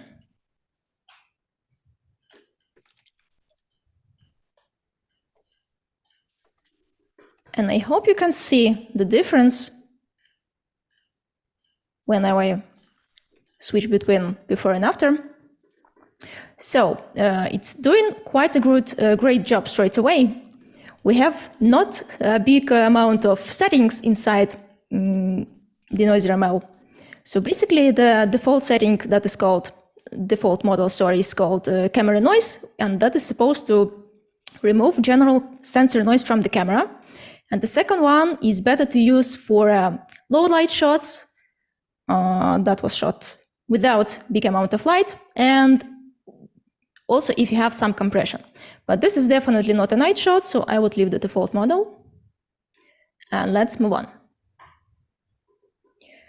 So what I'm gonna do now is, if let's say this is a shot from some kind of feature film or a Netflix series, I do not want to add a random grain on this image. I would actually want to use the original grain that was there in the first place. So let me grab a Regrain. So this is also a new node, and it requires 3 inputs. So if you ever forget which one should go to what, like you can hold your mouse over one of the inputs and it will tell you where it should be connected. So the first one I would connect to my original plate, and I will try to make things organized straight away. Second one goes to the denoised version.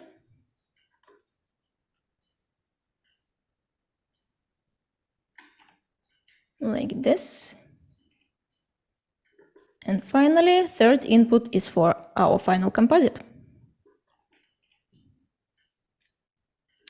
All right, so we have our grain back, but we need to click on Analyze. So what Regrain will do, it will try to figure out how the grain should be distributed in the shadow areas and in the brighter areas.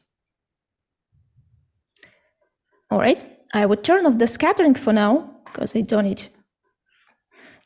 need it for this particular shot. And let's see if our grain is looking the same as it was in the first place. I can make a snapshot here and use compare split mode. And all looks good to me.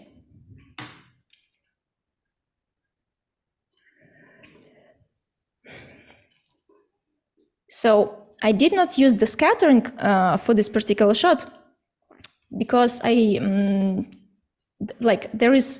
wasn't any high contrast details in our original place in the first place, so we do not have any like weird artifacts that's going in on this shot.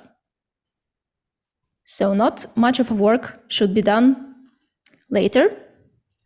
But as you can see, we also have like a fourth input for the matte, and we also have a couple of settings here. So let's move on to our next shot to figure out what do we need this for. Let me change my project.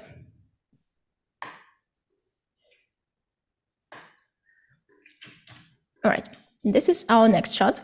Let me play it back for you. So not much of a movement, but we still always start with tracking. And I also already did that here. We won't be covering that for now. So first thing I need to do if I want to remove this cross is add a denoiser. I already have one, but I will turn that on.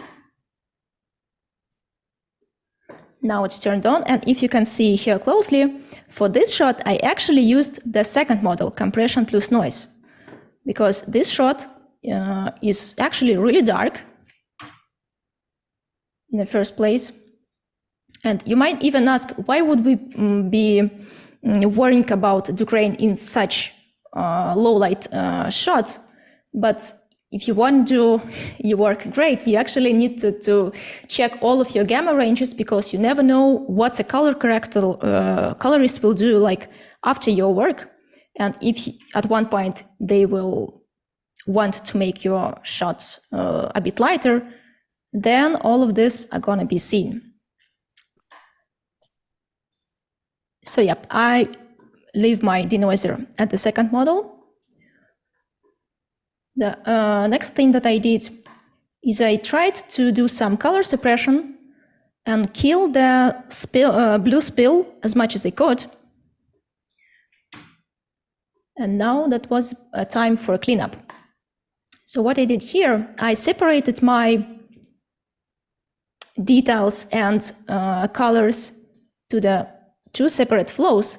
And why I did that, and instead of using, let's say, like a paint node, it's because I wanted to use different techniques for both of these parts. So for the details, I used regular clone brush, and I made that on the frame number 2. Let me adjust so you can see that. So like this.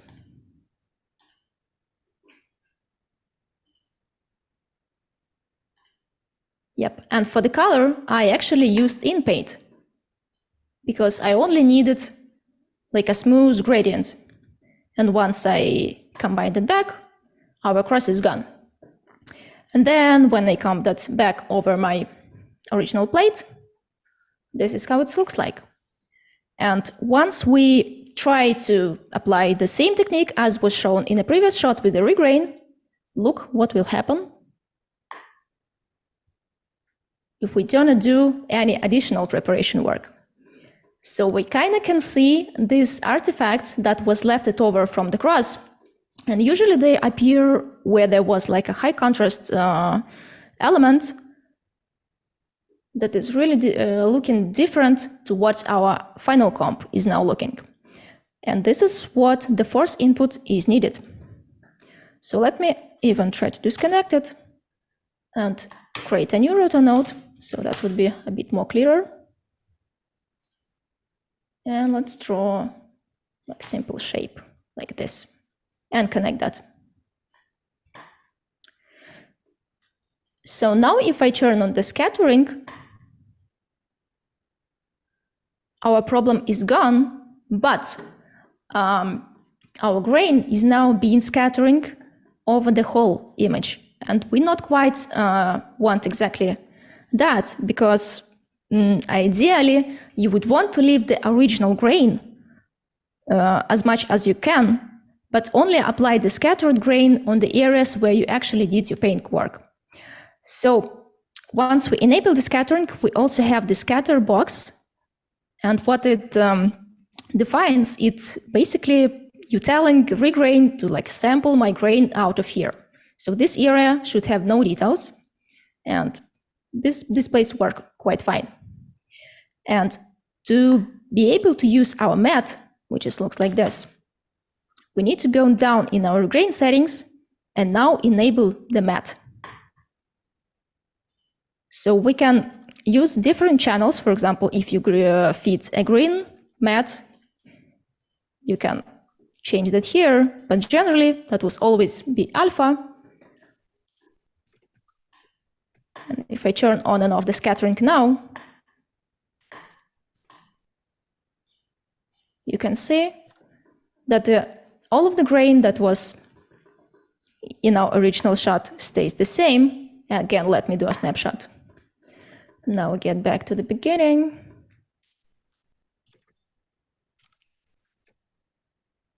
And our problem is basically fixed. Can you zoom in just a little bit more and maybe just look at the just zoom in and then just sure. Look at the blue channel. Yeah. So let me again show you the before. So look closer to this area. and also to the cross. And now I would go back down. Like, let me do a screenshot again.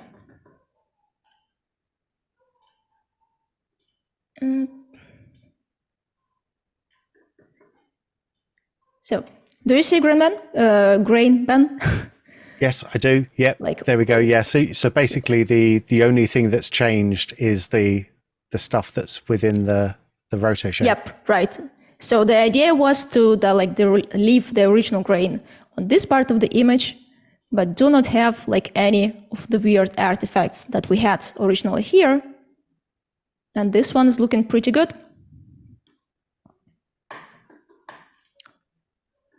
Okay, cool. Let's try to play back that in motion. And my laptop is struggling a bit with that. But I hope you get the general idea of having an option to feed the mats and to use scattering only where you actually need that. Lastly, what I want to show you, let's move on to the third shot. So I don't want to save. And what do we have here is a shot on a sunset. So in two previous shots, we were originally trying to restore the grain, but you do not always want to do that. So for example, if you want to emulate a specific look, or maybe you want to use grain more as an artistic effect and make this image look as some kind of old memory maybe, or for like old footage shot on a DV camera, then the better solution would be to use ultra grain. So let me pipe that in. And now we can basically make the grain look as we want it. So I would start with a preset. Let my browser to be loaded. Here we have it. And I would zoom in so you really can see that. All right, so I already have some favorite presets that are marked with this star, but let's try to use search and type in film. So now we have all of the presets that tries to emulate a film look. So let me go through a couple of them, see which one we can use.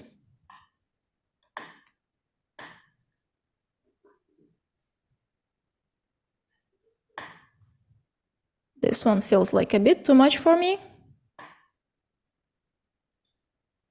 I think I would go with this one, so Kodak 35-400, and I click load. Okay, cool. I also have some reference pictures that was shot on a real film. And if I want to be like very specific, if I want to recreate a particular grain pattern, what we can do, let me make that smaller.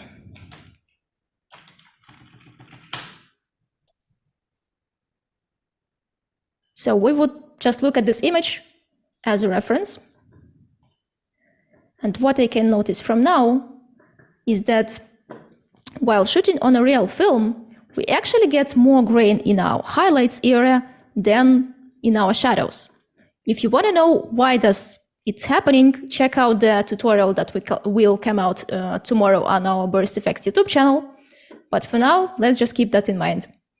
So we need to fix that with the ultra grain now, because now I do not see any grain in brighter areas at all.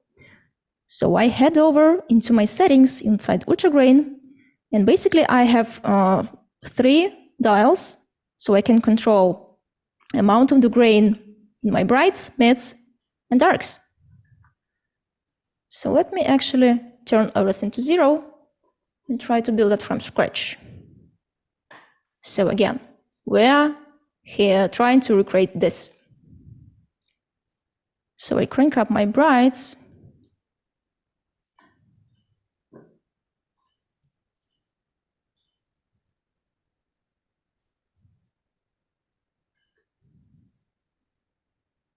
somewhere like this.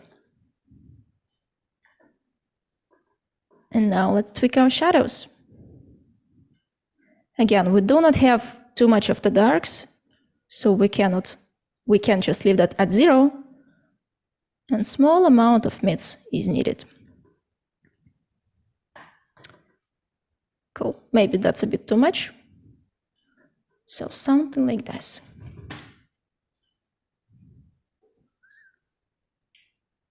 And it's definitely looking much more grainy now. So if you want to make that to look as an old film even more, I can maybe try to add some frame with a sapphire effect. So let me enable that. So basically what I used one of the film presets that was here. Let me try to find that. Film. Yep, that was preset 16mm film. And based on that, I extended my frame to be a bit more close to 16:9. And this is how we would use the grain in a more artistic way.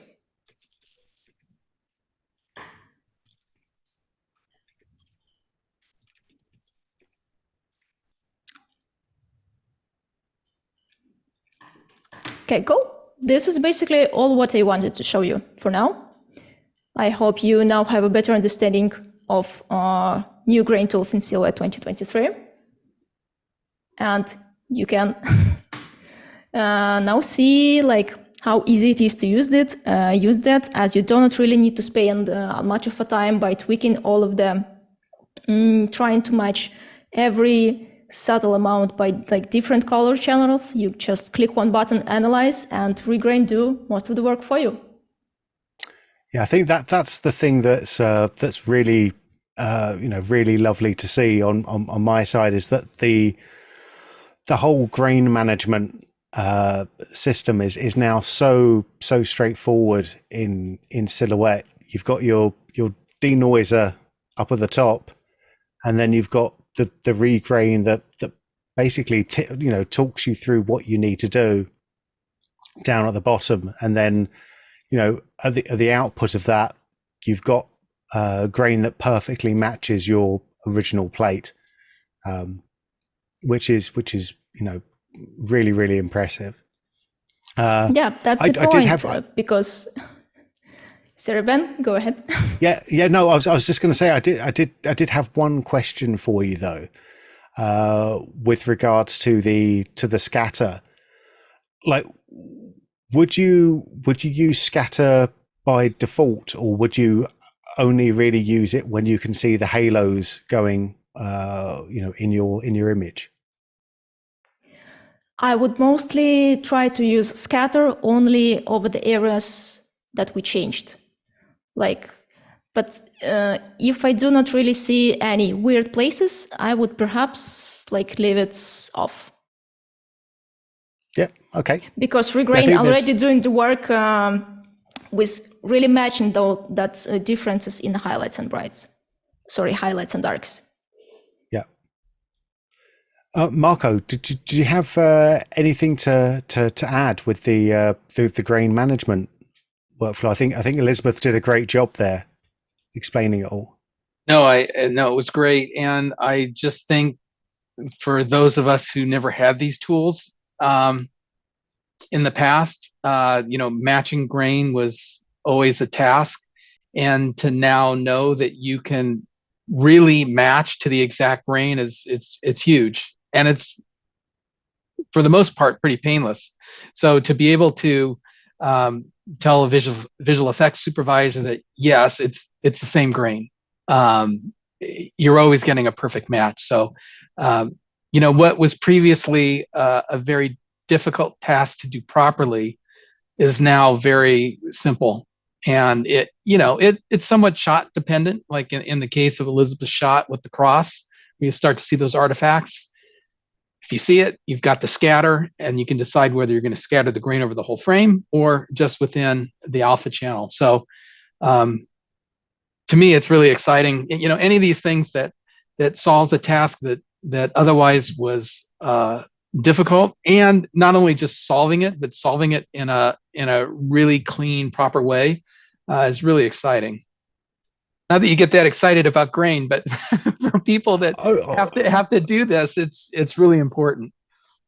I get very excited about grain. I also get very excited knowing that grain over paint is going to be is now a lot easier as well. Like getting that exact grain over the frame by frame paint is it's a good feeling. It's definitely a good feeling. Yeah. Cool. Well, I think we are going to sort of start to wrap it up now. I want to say thank you very much to all of our guests so far. If you have been enjoying what you're seeing and you haven't done so already, please consider hitting that little thumbs up button.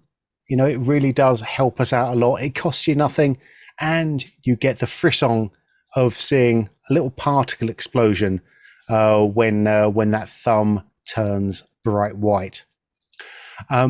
If you've been watching us on borisfxlive.com, I may have a big surprise for you, because we still have our big prize to give away, and I think I'd like to do that now, if we're able to. So I'm going to listen in my ear to hear that we are ready to give away the Boris FX Suite. So this is a 1-year subscription to basically everything that we do.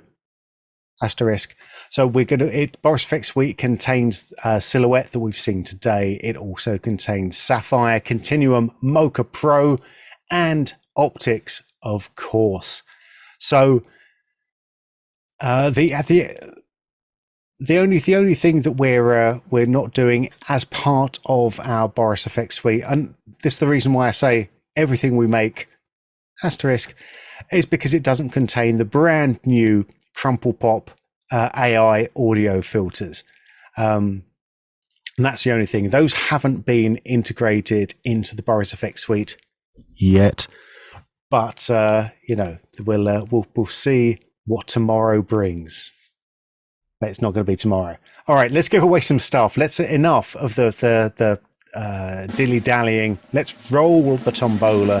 What I want to do is I want to hear all of those names just spinning round in our magical. But we've done it already. All right, fine. Jumin Park, congratulations! You are today's winner for the Boris FX Suite. Congratulations to both of our winners today. You're walking away with some huge prizes. You don't have to do anything. If you've won, we will be in contact with you within the next day or so to give you your prize. So congratulations. If you are in the chat, raise your hands. If you are not in the chat but you want to congratulate them, do lots and lots of clap emojis. Everyone loves them. All right. Well, that just about wraps up another Boris FX Live. I want to say thank you to all of our guests today. Thank you very much to Carl Spiker. Thank you very much, of course, to Marco Paolini and Elizabeth Postel. It's been a wild ride. Thank you very much to all of our audience as well. My name is Ben Brownlee. If you want to see more of me, more of Elizabeth, and maybe some more of Marco in the background somewhere, head on over to the Boris FX tutorial video website guide. It's borisfx.com. Click on videos, click on training. We're there.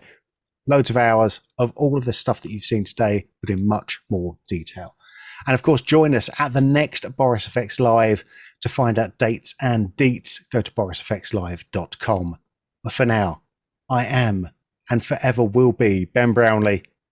I'll see you again soon. Bye for now.